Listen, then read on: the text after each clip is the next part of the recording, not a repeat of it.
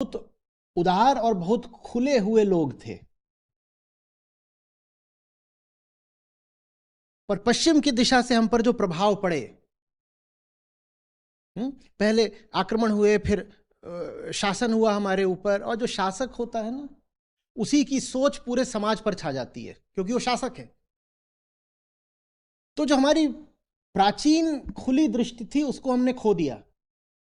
हम कितने खुले थे ये जानना है तो सत्यकाम जाबाल की कथा पढ़िए। जबाला माँ है, वो पूछ रहा है मेरे बाप का नाम बताओ, बोली बाप का नाम नहीं पता।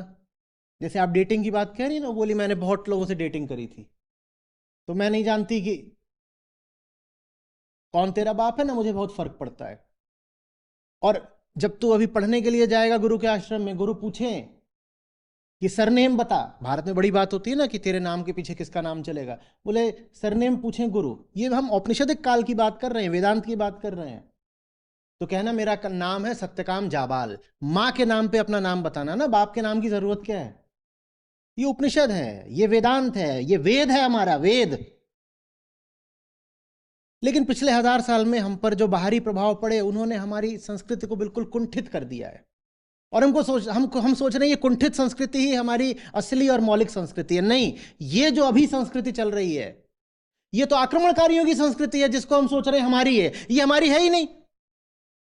और भारत के सब संस्कृतिवादी और राष्ट्रवादी इसको अपना कल्चर समझ रहे हैं और इसी कल्चर को डिफेंड करना चाहते हैं, जो कल्चर तुम्हारा है ही नहीं। जो तुम्हारा अपना कल्चर है वो तुम्हें आज तक किसी ने पढ़ाया नहीं। जो तुम्हारा अपना असली मौलिक ओरिजिनल कल्चर है वो तुम्हें किसी ने बताया नहीं। और तुम जिस कल्चर को बचाना चाहते हो उसमें से आधा यूरोप का है, कुछ तुर्की का है, कुछ अफगानिस्तान का है और कुछ अरेबिया का है। वो जो कल्चर है जिसमें आधा अरब शामिल है और आधा यूरोप शामिल है, उसको तुम इंडियन कल्चर समझ रहे हो। वो इंडियन कल्चर है ही नहीं। और जो असली इंडियन कल्चर है वो तुमको पता चल जाए तो छक्के छूटे तुम्हारे। वो इतना खुला, इतना आजाद, इतना जीवंत और इतना विकासोन्मुख है। फिर बोल रहा हूं आपको, ये जिसको हम इंडियन कल्चर या इंडियन संस्कृति बोलते हैं ना,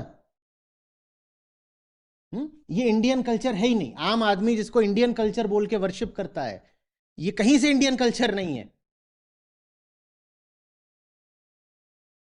जिसपे हम बहुत गौरव करते हैं ना, हमारी महान संस्कृति, वो हमारी है ही नहीं। वो तो जो पश्चिम से प्रभाव आए वो लेके आए और वो संस्कृति यहां छा गई, तो हम धोखे से उसको अपनी संस्कृति समझने लगे हैं। इमोशनल होना इंडियन कल्चर में नहीं है। हमारे मूल ग्रंथ वेद हैं। वेदों में आपको मंत्रों का भाग मिलता है, फिर आपको ब्राह्मण मिलते हैं, अरण्यक मिलते हैं, और अंत में आ जाते हैं उपनिषद। वो है, हम कहते हैं वो उनका ज्ञान कांड है, ज्ञान का भाग है। उसमें भाव भाग कहाँ ये बता दो। वेदों में भावना वाला भाग कहाँ ये बता दो। तो ऐसा कैसे होगा कि भारतीय धर्म पूरा भाव आधारित हो गया? बताओ।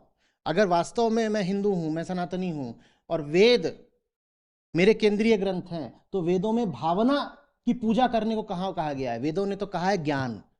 वेदों का शिखर है वेदांत, और वेदांत माने ज्ञान। या ऐसा है कि एक ज्ञान कांड है और एक भाव कांड भी है? कोई भाव कांड नहीं है।